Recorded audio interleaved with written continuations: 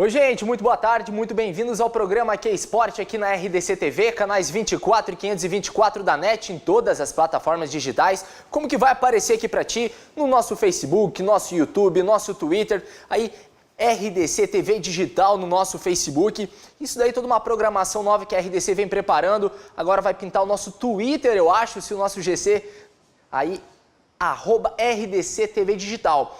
E hoje o Que Esporte é aquele programa que fala de várias modalidades esportivas e do futebol apenas do feminino, que daqui a pouquinho tem novidades também das gurias coloradas.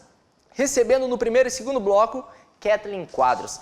Ela só é a primeira mulher, a primeira brasileira a conquistar uma medalha olímpica em modalidades individuais. Muito boa tarde, que honra tê-la aqui no estúdio. Boa tarde, a honra é toda minha. Obrigada pelo convite. Como é que foi a sua vida? Você que é uma judoca, está na Sojipa, mas vamos retroceder, vamos voltar tudo. Onde que começou essa tua história tão brilhante no judô? Na verdade, eu sou natural de Brasília, né? Minha família toda é de uma cidade satélite chamada Ceilândia Sul, e comecei num projeto social no SESI, né? Que abriu para crianças carentes, e lá comecei natação. E no caminho da natação que eu conheci o judô, né? Eu vi as criancinhas brincando, treinando e chegava atrasada na natação.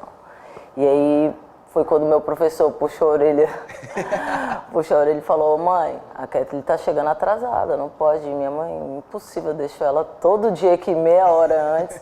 E eu expliquei que era porque eu ficava assistindo judô e gostava. Até então ninguém nem da minha família sabia que era judô. Se era esporte de luta, e se fosse de luta, se mulher podia praticar, né? Mas minha mãe foi super tranquila. Que época é isso? Porque tem uma quebra de preconceito às vezes também, sim, né? Porque o judô hoje já está convencional, mas quando tu começou era uma coisa, nossa, o que é isso? Sim, eu comecei de 7 para 8 anos, assim, pensando que agora eu tô com 30. Essas idades. Né? Então, era uma época que ainda tinha poucas meninas. Se a gente for pensar que o judô entrou competitivamente só em 82, então é pouco tempo.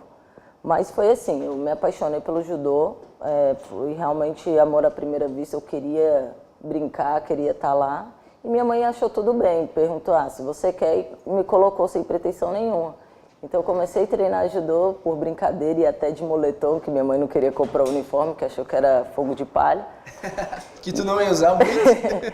Só que eu sempre fui uma criança ativa. Se tivesse corrida na rua, eu estava fazendo corrida, fazia a corrida dos reis que tem em Brasília, eu fazia de tudo. E aí começou a ficar pesado para minha mãe. Uniforme de natação, uniforme de judô, e aí com 12 anos ela falou: você vai ter que escolher. Toda vez tem campeonato, tem que escolher um ou outro, não dá pra fazer os dois. E tu ia bem nos dois, assim, naquela idade? Eu achava que sim. Eu achava que sim. Mas o bom do judô que sempre foi muito dinâmico, assim, né? Você acaba, quando criancinha, você não aprende um golpe de fato. Você trabalha toda a coordenação motora, então tudo isso é brincando. Você aprende golpe se divertindo. Então você nem sabe que, às vezes, aquele movimento virar um golpe muito forte. Então, eu sempre gostei muito, né? E minha mãe também, porque para fazer exame de faixa eu tinha que levar o boletim, então eu tinha que estar excelente no colégio. A mãe não podia reclamar, senão também não passava no exame de faixa. Então, acabou que foi o melhor caminho para mim, que me oportunizou tudo, né? Colégios particulares, eu consegui tudo através também do esporte, do judô, e isso desde novinha.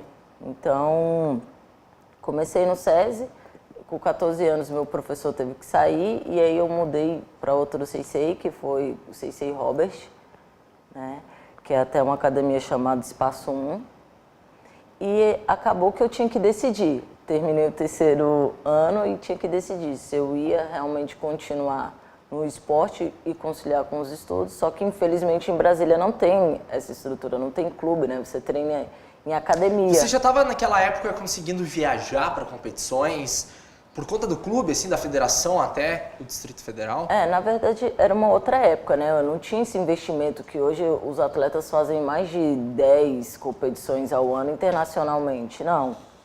Tinha as competições nacionais, que era praticamente seletiva, que era Rio ou São Paulo. Então você passando por essas seletivas, você ganhava 2 viagens, né? Saía o Seleção A e o B na época chamado. E quem fosse melhor internacionalmente dentro dessas 4 competições, 2 para cada um, era o titular da categoria. Era o que ia, sei lá, para um Mundial ou um Pan-Americano, né? Era o que decidia, eram essas 2 competições internacionais. E tinha viagens, mas eram poucas, né? Mas eu cheguei numa época do Mundial Júnior, né? Que realmente a gente teve um circuitozinho ali, foi quando começou o investimento. Cheguei numa hora boa também, mas não tinha tantas viagens assim não. Que eu acho que se até tivesse bastante, minha mãe não teria condições de me mandar para todas. E foi... A tua dificuldade na infância, o quanto que ela foi importante? Até há pouco uma dificuldade financeira dentro de casa que tu criou forças, né, para tirar aquilo, levar pro tatame e vencer uma luta. Como é que teve isso? Cara, se eu te contar que eu tive uma mãe, uma avó, uma família tão guerreira que eu não percebia isso, né? Tipo, eu conseguia viajar e elas conseguiam fazer. Essa correria delas eu acabava não acompanhando, não percebendo isso, não percebendo muito. E para mim serviu realmente como um processo. Né? Às vezes tinha competição que eu podia ir, outras que eu não podia ir, mas eu sempre gostei do judô e entrei inicialmente porque era realmente só minha diversão, né? Depois que realmente eu comecei a ter sonhos mais altos, que terminando o 3º ano, minha mãe falou, ó, tem faculdade agora e você vai ter que decidir. E aí foi quando surgiu a oportunidade de ir para o Minas Tênis Clube, né, que foi com 17 anos. E... Sair de casa, mudar a vida. Isso. E minha mãe só deixou porque tinha essa parceria com a faculdade e tudo mais. Então, eu poderia ir desde que estivesse estudando. E foi muito bom, né? Porque realmente eu ia estar estudando e fazendo um esporte que eu mais amo com toda a estrutura. Eu não tinha despesa de alimentação, moradia, de viagens, né, que nem essas que tinha nacionais, e as internacionais que você fosse era pela seleção. Então foi muito bom, assim, e para mim foi uma mudança muito drástica, né? Para quem treinava 3 vezes na semana em academia, treinar em um clube todo dia. Fisioterapia, psicólogo, nutricionista, com toda a estrutura possível. Com toda a estrutura possível foi bom, porque no início se quebra mesmo, porque não tem jeito, né? A demanda é muito alta. Mas foi ótimo, assim, eu não tenho realmente o que reclamar de nada, porque em 2 anos o clube conseguiu dar aquela lapidada e eu consegui garantir a minha vaga olímpica em cima de um atleta muito forte, que na época era Daniele Zangrando. E como é que foi essa questão sua para as Olimpíadas? Foi um susto para ti? Tu já estava esperando, já estava se preparando para as Olimpíadas de Pequim 2008? Eu participei da seletiva, né, que geralmente tinha uma seletiva final que pegava o titular júnior, o titular do sub-23, quem ganhou o troféu Brasil, o brasileiro, e separava em 5. Nesses 5, eu lutei a seletiva e perdi a seletiva para entrar para a final. E só que a seletiva era em Belo Horizonte e tinha uma atleta que se lesionou. Né? Ela se lesionou, estava com o ombro machucado, e aí foi uma segunda sênior que preferiu ir para a universidade porque a faculdade ajudava. E aí o pessoal, pô, a seletiva já era na terça-feira, a seletiva é sábado, coloca a titular júnior de novo. E aí foi assim que eu entrei na seletiva final e perdi só para Daniele Zangrando, então eu saí como B, né? Mas foi ótimo, porque eu acho que todo o treino, né, todo o empenho que eu fiz muito para o Campeonato Mundial Júnior, eu estava preparada na época que realmente foi chamado de surpresa, né? Quando eu fui até convidada, eu lembro, muito nova, eu falei, cara, eu não aguento mais competir, eu não aguento mais treinar. Você estava com 19 para 20? Isso. Eu falei, Sensei, eu não aguento mais treinar. Ele falou, tá todo mundo aqui querendo essa oportunidade, você vai amarelar? Então eu vou falar para ele que você não tá afim. Eu, não. E aí, imediatamente a ficha caiu, entrei na seletiva, foi muito bom que eu entrei de última hora. Eu conheci as meninas, porque elas eram mais velhas, mas elas não, tipo, eu não estava dentro da seletiva. Então foi uma surpresa para ela e uma surpresa muito boa para mim. Isso aconteceu muito rápido.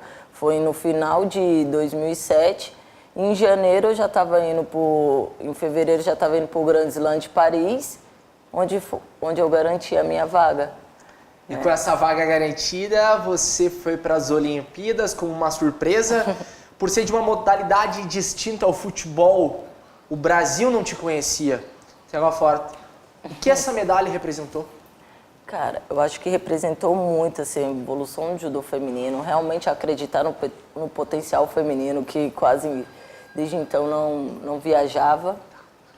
Mas, assim, para mim, foi todo realmente o fruto de um trabalho muito forte. Não foi só para mim, desde os professores do colégio que indicavam a minha mãe me colocar numa modalidade, a minha família que sempre acreditou. Então, na hora que você sobe ali no pódio, né, que você recebe a sua medalha, vem um filme na cabeça, assim, de competições bobas que você perdeu, de erros infantis, né, de todo esse processo, né, que a gente chama de dificuldade. Quando você sobe ali faz todo sentido, tipo assim, tudo que você passou realmente valeu a pena, porque na hora que você mais precisou, que fui eu, tudo deu certo. Foi um dia que todos os erros que eu tive, eu não tive nenhum nesse dia.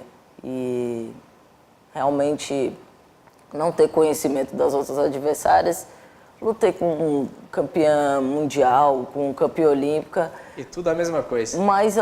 Mas eu não sabia, assim, eu não sabia a dimensão do quanto forte era. E eu tinha feito só um treinamento antes com elas e eu apanhei tanto. Eu apanhei tanto que as minhas amigas, o pessoal que estava treinando, nem olhava, mas o Randori, tipo assim, não vamos nem ver para ela não ficar constrangida. Deixa quieto. Isso, só que eu apanhei tanto e eu queria tanto que eu acho que quando eu cheguei lá eu já tinha pego todas as formas de como perder, só me restava a forma de como ganhar. E tudo isso foi muito mágico. Se você me perguntar assim, e aí, Kathleen, aquela luta, se eu lembro de tudo, não, assim, eu estava com tanta vontade, né, que eu acho que um diferencial que eu tive, eu sabia que tinha gente campeão olímpico, mundial, e eu pensei, cara, mas não vai ter ninguém com mais vontade. Foi o diferencial. E esse diferencial a gente vai saber daqui a pouquinho, depois do intervalo comercial aqui na RDC TV. Fica aí.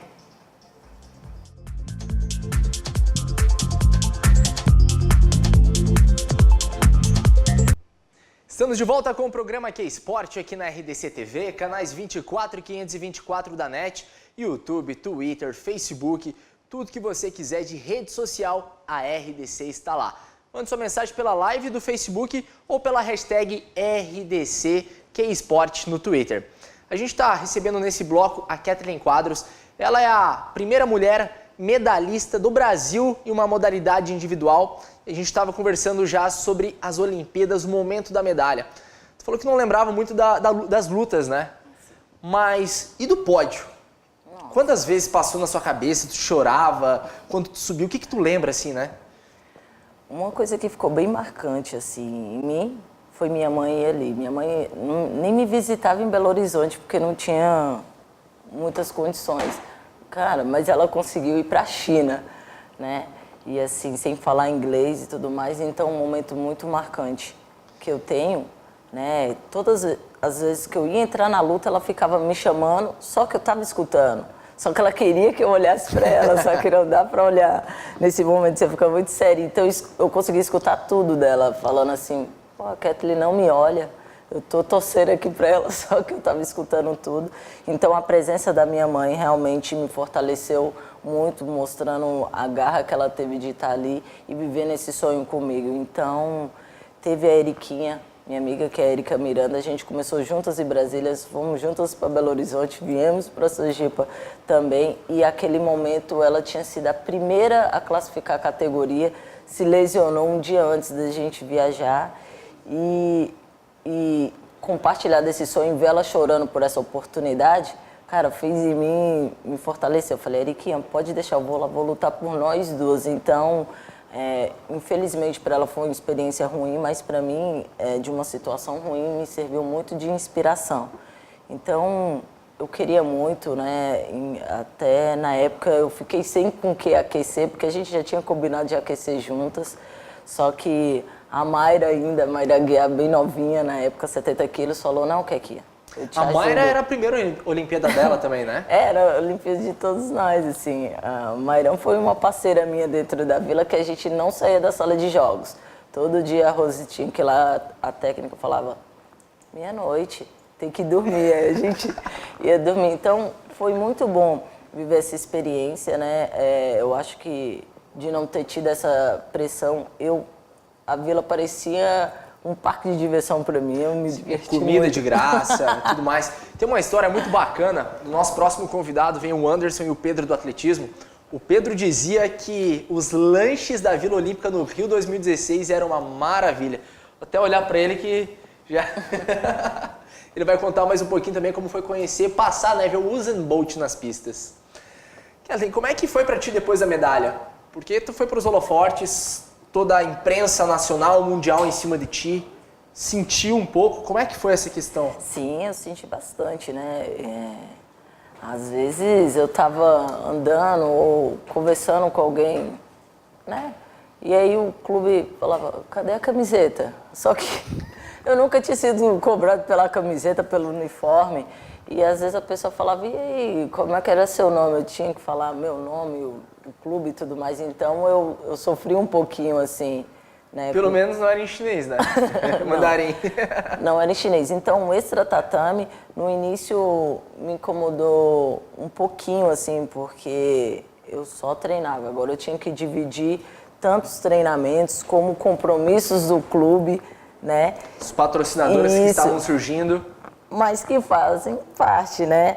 E a melhor parte foi realmente servir de exemplo e espelho para as crianças. Então, uma das coisas que eu mais gostava era visitar colégio, ver as criancinhas, ir no treino das criancinhas e treinar com elas um pouquinho. Sempre para mim foi uma fonte de energia e de muito estímulo, porque eu não tive isso, né? Quando criança, de compartilhar. Na verdade, eu tinha os meus próprios amigos que a gente dividia o mesmo sonho. E agora, ter de pertinho uma pessoa como referência, então procurei retribuir tudo isso que o judô tinha me dado até então para todas essas criancinhas. Então, foi sim um pouquinho difícil se adaptar, né, com algumas cobranças que são naturais, mas que antigamente eu era, né, como um atleta, não importava se eu estava com uniforme ou sem uniforme. Se eu era do clube ou se eu não era do clube. E aí... A medalha estava no peito, estava tudo garantido. Sim, e aí depois disso eu tive que fazer algumas adaptações e isso daí ninguém me ensinou. Eu aprendi a treinar e ganhar medalha, né? Mas o extra, né, como lidar com imprensa, como lidar... Isso daí foi difícil para mim. A assessoria resolveu um pouquinho. Sim. Alguns recados nossos aqui no Facebook também. Acho que uma pessoa que te ajuda muito, né? O Alex Pombo. O que tu pode falar para ele? Manda um beijo pro Foguetinho. Sim, meu Foguetinho. Né? Meu parceiro, né? Sem sombra de dúvida, foi um cara muito especial na minha vida que compartilha desse sonho e vive comigo todos os dias. Não só em casa, como dentro do tatame e nos momentos de lazer. Então, sem dúvida, hoje, ao lado dele, eu sou uma atleta muito mais forte e tenho um atleta extremamente competente no meu ouvido toda hora, me ajudando, puxando a orelha ali. Então, sem sombra de dúvida nenhuma, meu Foguetinho é o amor da minha vida. E dentro do tatame, quem ganha? Vocês devem, né, fazer um joguinho. Não, ele é muito forte, não dá pra brincar. Não dá? Não dá pra brincar, né? Mas eu tento incomodar numa brincadeirinha ali que seja velocidade, mas não tem jeito, ele é muito mais forte, ele acaba com a brincadeira em 2 tempos. Então, e a competitividade dos dois também é muito grande. Então, é melhor a gente ficar só nos conselhos, eu só escutar, ele ensinar uma tática ali, outra aqui, porque não dá pra brincar, não, é muito forte. Gente, mandar um abração pro Chicão Bonifácio, Gilmara Prudêncio, Hugo Larroque. O Larroque hoje às 9 horas da noite aqui na RDC, um programa 2 Toques com o Darcy Filho, Francismar, Pedro Silveiro, também o pessoal da natação. Quem é que sofre mais? Você ou o Alex assistindo as lutas? Porque tu assiste as dele, ele assiste as suas. Quem é que sofre mais, assim? Vocês conversam depois? Quem é que fica mais nervoso? Tu gosta de assistir? Eu fico nervosa, porque eu tô acostumada a eu entrar e... Resolver a parada. E agora, realmente a vida de torcedor é sofrida demais, né? Porque no judô não é um esporte por tempo, então você não sabe mais ou menos o resultado. Então tudo pode acontecer. Às vezes o atleta é mais forte, o outro é mais rápido, às vezes a velocidade ganha da força, a força ganha da técnica. Então você está ganhando, mas isso não significa que você vai ganhar até o final da luta. Ou você pode treinar a sua vida inteira e em 3 segundos você tomar um ippon e voltar. Então é muito difícil você lutar com atletas que você conhece, tem que provocar o desequilíbrio que ele sabe como não se desequilibrar. Então isso daí vira uma luta muito acirrada, e assistindo as lutas da categoria até 73 quilos, que é a luta dele, me deixa tensa, apesar de eu achar que é muito mais forte. Às vezes ele tá muito bem na pegada e as pessoas olham assim pra mim, Kathleen, olha aquilo ali, tá muito bem, mas eu fico nervosa do mesmo jeito. Bem tranquilamente. Kathleen, como é que essa questão, tu disse agora, de treinar com uma pessoa, né, saber conhecer, tu tem dentro do clube várias pessoas da sua categoria, vários atletas, tem a Alexia também que vocês competem. Sim. Como que é isso, o dia a dia, né? Que vocês são amigas, são colegas, estão no mesmo clube, mas é uma vaga só para as duas. Sim. Esse tipo de competição eu estou bem acostumada. Até eu vim de uma categoria até 57 quilos, que é uma categoria muito disputada, né? Quando eu entrei, tinha a Daniela Zangrando, que tinha acabado de ganhar os Jogos Pan. Tem a Rafaela Silva, que era novinha, então a gente veio batalhando pelas outras vagas das outras Olimpíadas. Então, ter essa competitividade é muito bom. Eu acredito que se realmente fosse numa época que era seletiva, confronto direto, ia ser muito desgastante. Só que hoje não, é ranking mundial e é competição lá fora. Então, quem for melhor lá fora é que realmente está dentro da zona de ranqueamento, e se coincidir de competir as duas juntas é realmente por disputa de medalha. Então vira uma competição saudável. No judô, diferente de algumas modalidades, a gente aprende muito com o nosso adversário, porque é ele que realmente te estimula a ser mais forte, a se melhorar superar. Dia após dia. E a gente pode, né? Não é um esporte que machuca. Então a gente consegue treinar do jeito que a gente compete mesmo. Então é muito bom você ter adversários fortes, porque ele te dá uma referência de como você se melhorar a cada dia mais. Então, para mim, é uma honra, né, ter um adversário tão forte que realmente me estimule todos os dias a pensar muito mais positivo, a me dedicar muito mais. E isso a gente pode compartilhar e ter, né, um adversário próximo. Eu, Kathleen, particularmente, gosto muito. E, sim, isso para mim não é problema. Eu acho que é um fortalecimento, te ajuda a crescer cada vez mais. Isso, o nosso sonho é além, né? É uma vaga olímpica, é lutar por uma medalha olímpica, mundial, ser bem internacionalmente. Não pode ser só uma pessoa, né? Então... E como é que tá a Kathleen no ano pré-olímpico? 2019, tem Tóquio ano que vem. Como é que tu tá hoje?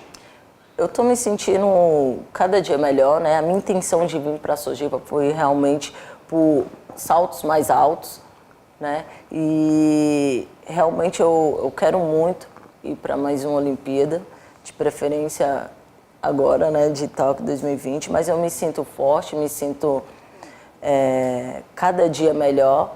Eu acho que vem tendo um processo, eu venho evoluindo, crescendo, ainda não está sendo suficiente, né, para estar ranqueada entre os 5 melhores ali, mas eu acredito muito no material humano da Sojipa, no nosso líder, Sensei Kiko, né, e todos os técnicos que tem ali. Então não tenho dúvida que eu estou no lugar certo, escolhi a equipe exata por um momento exato. Então me sinto preparada, estou curtindo o processo. Eu acho que esse processo, né, parece ser doloroso, porque um sobe e desce danado, mas eu acho que é o que realmente nos faz voltar, corrigir e procurar ser melhor. Então é isso que eu estou fazendo e me sinto extremamente animada, né, forte, cada dia feliz no lugar onde eu estou.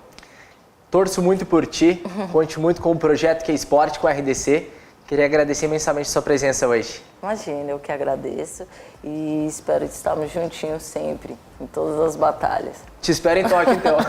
Sim. Gente, obrigado. Daqui a pouquinho vem o Anderson Pedro do atletismo da Sojipa. Fica ligado aqui na RDC TV.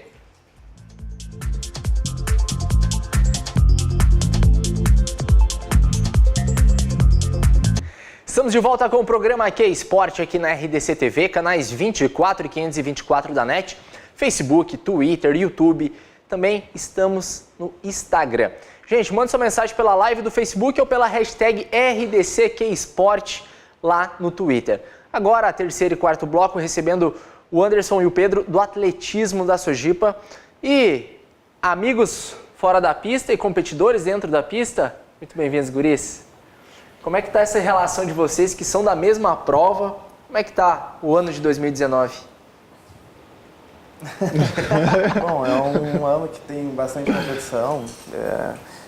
Começamos já o atletismo juntos, então são uma relação de quase 10 anos, 9 anos. Então, cada um faz o seu trabalho, ajuda o outro no possível, porque é uma prova muito dura, uma prova muito difícil.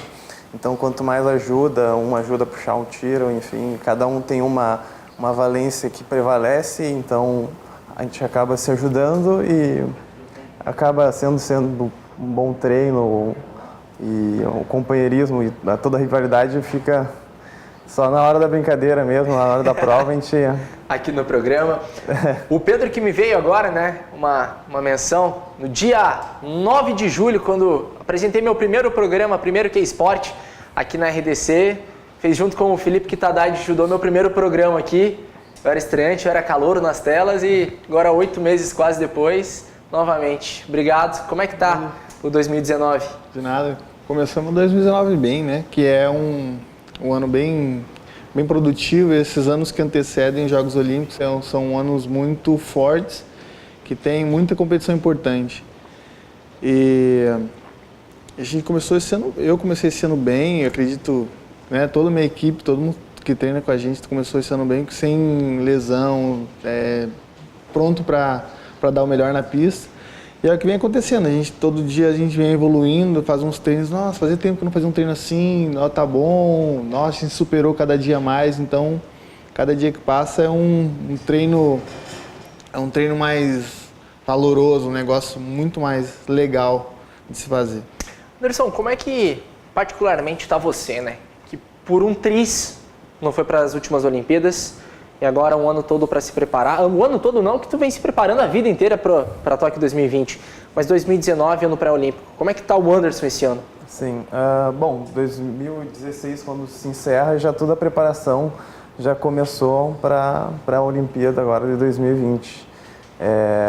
Então já são 3 anos aí, a gente começou a preparação, digamos, para essa temporada em outubro e estou bem, estou me sentindo bem, estou uma das melhores formas possíveis, assim, dos últimos tempos, bem fisicamente, psicologicamente, que também é muito importante. Te abalou um pouco psicologicamente? Não ter ido para as últimas? Claro, chateado a gente fica, mas digamos, na última chance que eu tive, foi num sábado, na segunda-feira eu estava na pista treinando novamente, porque não adianta desistir ou enfim, ou se abalar. Claro que gostaria de ter participado, enfim, mas sei que tem outras competições, tem uma outra Olimpíada agora, sou novo, então tô totalmente focado para chegar lá e fazer o meu melhor. Pedro, o Anderson falou que é novo, tu também é novo, eu sou novo, mas o quanto que tu amadureceu, né, de 2016 para cá, que pode ser a motivação, né, pode ser o diferencial para Tóquio?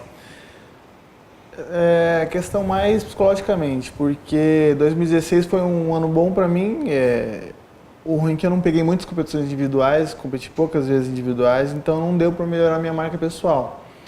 Mas vindo de 2016 muito motivado para 2017, eu tive lesão, 2017 e 2018 também. Então foram 2 anos ruins para mim, que cabeça lá embaixo, ele começa a pensar em outras coisas, o que eu vou fazer, tá ruim, não consigo voltar. E aí a gente vai lá embaixo, e começa a voltar, o treino ficar bom, tudo começa a dar certo devagarzinho, as coisas começam a se encaixar, então você começa a ter uma outra visão das coisas, começa a falar, não, calma lá. Isso acontece, todo mundo passa por isso. Tem gente que tem algumas doenças, como câncer ou algumas doenças muito piores do que algumas lesões, e os caras voltam, por que eu não vou conseguir voltar, que tive ali algumas lesõezinhas pequenas? Então, começa a botar na cabeça que é a cabeça que você que tem que resolver a coisa, você tem que ir para cima independente da situação que você esteja.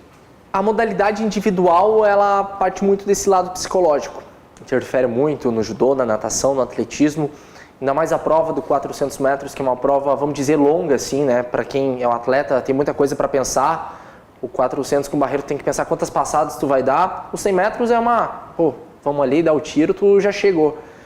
Algumas fotos de vocês também, algumas competições na tela.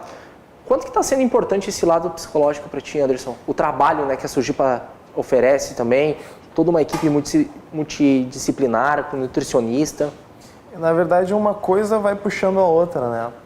No momento que tu tá mal, às vezes fisicamente, ou tu não tá conseguindo treinar bem, tu acaba começando a ficar mais triste, tu começa a buscar coisas às vezes para ficar mais triste ainda, sabe? Tu conseguir afirmar aquela tua crença.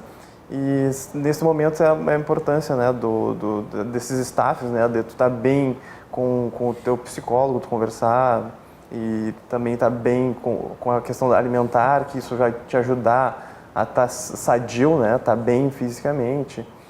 Conversar com o treinador, porque são uma relação também bastante longa, ele já nos conhece, sabe a forma o que falar, como... De bater o olho já sabe. Exatamente, de como nos mostrar o treino, a evolução, ou o porquê de tal treino fazer de tal forma. Isso ajuda bastante a nos motivar, digamos, um momento que fez uma semana não tão boa, tão produtiva, tu vir com mais ganância para fazer uma outra semana melhor e consequentemente fazer um mês todo bacana, assim. Pedro, essa questão também, como é que está você? Porque passou muito pelo lado psicológico, como a gente estava falando, o retorno às pistas, tem sempre aquela questão, deu um estiramento na coxa, o primeiro treino depois tu não vai com aquela mesma intensidade, com medo de estourar de novo. Como é que foi importante para ti esse lado psicológico, trabalho, né? Alguém te ajudou? Foi mais uma leitura, uma conversa consigo mesmo? Às vezes eu tenho ajuda profissional, mas eventualmente, assim, quando estou me sentindo um pouco pior, daí às vezes procuro um pouco de ajuda profissional para dar uma animada nas coisas e botar um pouco... Um sorriso no rosto. Mas assim, não adianta você procurar ajuda que você tem que se resolver nessas situações, é uma coisa pessoal, então... Você vai, tipo, um treino que a gente sentiu muita dor e tal, e fazer aquele treino de novo, tá lá, treino muito dolorido, você vomitou, passou mal, aí tem aquele treino de novo na próxima semana, você pensa, aquilo lá é ruim, você já sabe o que vai passar, então você encarar aquilo lá de uma outra forma, para passar por tudo aquilo e ver de uma maneira diferente. Nossa, esse treino foi muito ruim na semana passada, mas agora foi tão mais tranquilo, eu encarei de uma forma diferente, então todo esse processo vem com a dor também, você lida com essa mesma forma, com esse mesmo processo, como você lida com o processo da dor. É sentir dor agora, mas eu vou insistindo que daqui a pouco eu não sinto mais dor nenhuma. Daqui a pouco essa lesão já se curou e você já está fazendo o melhor ali. Nossa, fiz canelite depois do primeiro ano de atletismo, tu nem lembra mais que tem. Certas dores, uma vez até o Sanderley Parrella, que é o recordista da nossa prova, certas dores assim tu tem que ir batendo nela, porque... Não adianta, o atleta de alto rendimento, ele vai sentir dor a todo tempo, sabe? Então, às vezes, tá com dor, tu vai fazendo fisioterapia, tu vai dando um jeito, vai buscando formas na verdade, a dor, tu tem que encontrar uma forma de tu controlar ela. A gente não tá zero dor, sabe? A gente vai treinar, a gente tá com dor. Então, a gente tem formas que a gente controla a dor, quando ela tá dentro do controle, tá tudo certo, a gente tá treinando. No momento que ela sai do controle, que fica um pouco mais difícil. Isso que a gente fala, a gente sempre acorda igual o velho, principalmente, assim, a gente não consegue, acordei, levantei e saí andando normal. Não, acordei, bota o pezinho no chão, aí fica ajeitando ali como é que vai conseguir andar, faz um alongamentozinho, porque o negócio é difícil. Descer uma escada de manhã, assim... Não é muito fácil. Quando o negócio vem tudo de uma vez. Para o pessoal de casa entender um pouquinho, Anderson, o Pedro também ajuda, o que é um treino difícil? Eu treinei atletismo também há muitos anos, a gente sabe algumas coisas. O que é um treino de base, né, assim, que tem que rodar mais, mas o que é um treino difícil que no outro dia tu não levanta, de jeito nenhum? Os treinos difíceis, na verdade, são os específicos da prova, né, porque é uma prova de capacidade lática. Então, tu tem que trabalhar muito essa valência. E as repetições mais longas, digamos, de 500, 600, então tu fazer um tiro que tu vai ir até o extremo e tu ter uma pausa de 15, 20 minutos e tu ter que repetir aquilo de novo, isso é muito difícil. E tu travar durante um tiro, né, que o travar é quando o teu músculo enrijece, enfim, vários processos. Só vai a cabeça, que o braço não vai. Braço, perna, tudo. Então tu cai no chão, vai ficar lá uns 10, 15 minutos rolando, assim, agonizando. Tem que e é normal, né? Porque em competições de atletismo, até a questão do vômito, assim, é uma questão normal. O pessoal que olha de fora, meu, vocês são tudo louco. Mas o Usain Bolt... na verdade, se uma pessoa comum sentir o que a gente sente, não sei, assim, eles podem tá tendo uma impressão da morte, assim, porque é uma coisa horrorosa, assim, passa muito mal mesmo, assim, tu não tem uma posição para tu ficar, sei lá, tu tá sentindo muita dor, tu deita, tá ruim, tu levanta, tá ruim, não tem o que tu fazer, só tem que esperar. Hoje estava conversando com o treinador que segunda-feira eu tive um treino assim. Aí era um treino, era intenso, que você faz assim, o seu 100, praticamente um 100%, 90%, logo você tem uma pausa muito curta e você tem que repetir isso algumas vezes, uma ou duas vezes a mais.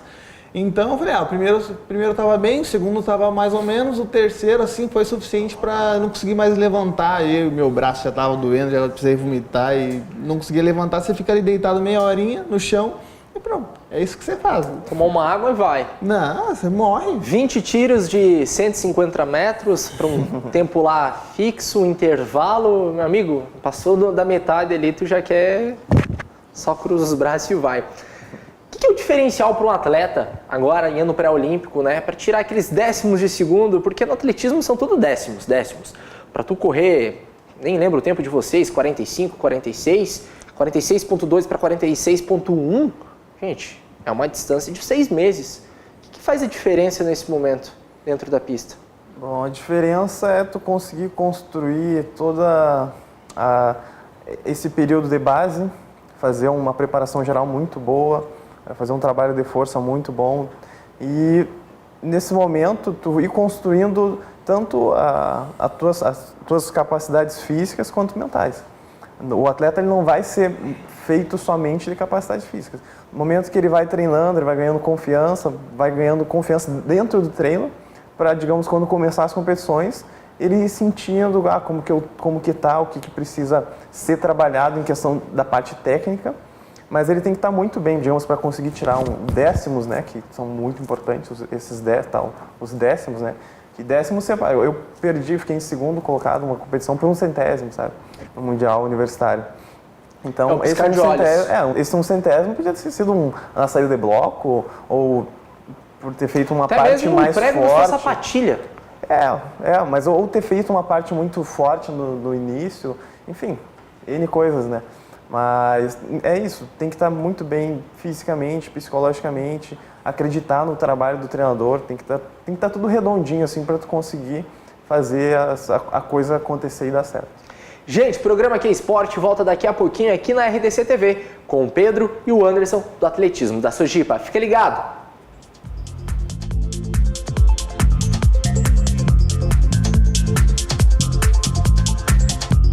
Estamos de volta com o programa Que Esporte aqui na RDC TV, canais 24 e 524 da NET em todas as plataformas digitais. Recebendo agora no último bloco o Pedro e o Anderson do atletismo da Sojipa. Pessoal, como é que vocês estão vendo nessa análise agora do cenário do esporte no Rio Grande do Sul? A gente sempre falava que Rio 2016 ia dar um boom, né, em todas as modalidades. Vocês enxergaram isso agora? Vocês têm competição semana que vem, né, Anderson? Bom, acredito que a ideia, né, e o legado que era para ter sido, que era para ter ficado, né, para a população, enfim, para os jovens atletas e todos os envolvidos, não sei se chegou a contagiar tanto assim, sabe? As pessoas, elas não, acho que elas não, a grande maioria não tem uma noção assim do quão importante é o esporte, o quanto isso movimenta a economia e famílias, pessoas. Então, mas não sei, para mim não mudou muita coisa, sabe? Eu pensava que fosse mudar a mentalidade. Então, daqui a pouco mudou assim, minusculamente, mas não chegou até mim, sabe? É igual uma frase que o Arataka falou aqui nas últimas semanas, né? a gente via a questão do quadro de medalhas, pô, o Brasil subiu 3 medalhas, mas os outros milhares que ficaram embaixo não foram afetados. Tem umas 2, 3 atletas ali, mas a base mesmo, que tinha que ser solidificada, tinha que ser construída, não foi. Sim. Pedro, tu foi atleta olímpico, mudou alguma coisa? Claro que no financeiro ali, em curto prazo, pode ter mudado, mas na sua vida mesmo, assim, mudou alguma coisa ser atleta olímpica? Sentiu essa diferença, assim? Ou era, vamos dizer assim, uma coisa ser mundial? Na verdade, nada muda. Nada muda. Eu falo assim, é estranho isso, tipo, depende, se você for um medalhista olímpico, talvez mude alguma coisa financeiramente, é um reconhecimento onde você vá, sabe? Mas a vida de um atleta não muda por você fazer um bom resultado. O que acontece, você faz um bom resultado e no outro dia, praticamente, você está fazendo tudo de novo, para conseguir mais um bom resultado. Talvez no final da carreira, a pessoa possa sentar e falar, olha, fiz isso, isso e isso, tal, e ter uma imagem diferente, uma coisa diferente sobre tudo que aconteceu na vida da pessoa, porque você faz um resultado bom, ganhei a competição, na próxima competição você tem que ganhar de novo, então você tem que repetir tudo de novo, de nada vale fazer só uma vez, às vezes, né? E se a corrida fosse agora, vocês têm uma competição semana que vem, se fosse agora, quem ganharia de vocês dois? Não sei. A gente praticamente, a gente treina junto, então a gente tem o mesmo nível de treino. Alguns tiros de resistência ele tem mais facilidade, alguma coisa de velocidade ele tem mais facilidade. A prova, 400 metros, eu tenho certeza que hoje eu não estou preparado para fazer ainda. E é difícil alguém falar assim, eu estou preparado, agora eu vou... Não, é difícil. Tu entra numa prova ao lado do Pedro que você treina todos os dias, igual a gente estava falando com a Kathleen, na questão até da Alex e tudo mais. Tu sabe numa questão assim, se na primeira curva, na primeira reta, ele está a alguns metros de distância de ti, claro, tu tá correndo em uma raia mais fechada, né? Tu já sabe se ele está melhor que tu já consegue só pela passada dele, assim... Porque às vezes tu tá tão centrado na tua que tu esquece o Pedro e... Na verdade, o ideal é tu tá... O ideal é tu tá extremamente concentrado na tua prova, no que tu tá fazendo. Mas tu tem que... Para isso, exige um certo nível de concentração muito grande. Então vai depender da pressão da prova. No Mundial seria diferente? Um Mundial, uma prova assim, talvez tu vá estar extremamente concentrado que tu não vai ter muita noção do que está acontecendo. Por fora, tu vai estar na tua raia, tu vai estar correndo. E tu vai estar sentindo assim, como que tu tá, o que tu pode fazer durante a prova. Tipo, se eu posso aumentar, se eu posso correr melhor a curva, se eu posso ficar mais alinhado, enfim, o que está acontecendo contigo. Mas agora uma competição que acontece aqui, algo assim que... Aqui a competição ela não te impõe tanta pressão, tu acaba ficando mais relaxado e tu não concentra tanto. Então tu acaba sentindo assim, se tu tá... Se falta muito para encostar, porque às vezes a gente coloca metas. Não, eu preciso passar dele antes da curva. Porque, digamos, tu quer correr bem, então tu tem um marcador muito bom. Digamos, eu quero passar dele antes da curva porque eu sei que daí eu vou correr bem. Ou eu quero, se eu estiver na frente, no caso, eu não posso deixar ele encostar em mim. Então tu vai sentindo se a curva é a teu favor, né? Se tu tá por dentro, se tu tá por fora. Se tu tá por fora e a pessoa estiver por dentro, ele vai ter metros a menos ali. Então, se ele está muito perto de ti, ele vai fazer toda uma curva correndo menos. Diferenciada. Exatamente. O segredo já está, então, para a próxima semana. Pedro, como é que está a questão da Sojipa, né? Toda a estrutura, a pista nova, que agora vocês já vêm treinando há um bom tempo nela, porque na preparação para o Rio 2016, vocês não tiveram tanto tempo com a pista nova, questão dos treinamentos. Como é que está agora a diferença dos treinamentos da estrutura da Sojipa? A estrutura realmente é só a pista mesmo que mudou. A pista ainda continua boa. O que acontece é que a pista antigamente era muito dura pra gente. A gente mudou de uma pista mais macia para uma pista dura, uma pista rápida. Então acaba sentindo mais os efeitos disso, canelite, algumas outras dores. Mas a estrutura do clube ainda continua muito boa, né? A pista ajuda a gente todo dia, porque... Pra mim é a melhor do Brasil. Realmente, ela tem uma qualidade muito boa para competição, uma pista de competição que ajuda a gente realmente a fazer um bom resultado. Mas a estrutura da Sojipa ajuda né, daquele jeito. Vai usar todas as questões. Anderson, a gente sempre fala assim, o tênis cresceu muito quando tinha o Guga, tinha um ídolo. Futebol, Neymar, o atletismo, tá faltando um ídolo lá no topo do ranking mundial? Que agora vamos dizer assim, o Almir. O Almir é um dos topos no mundial, mas o Brasil não conhece ele, a juventude não conhece ele ainda, às vezes um pouco por conta da falta de mídia ainda em cima dele. Tá faltando esse ídolo pro esporte, pro atletismo dar um boom?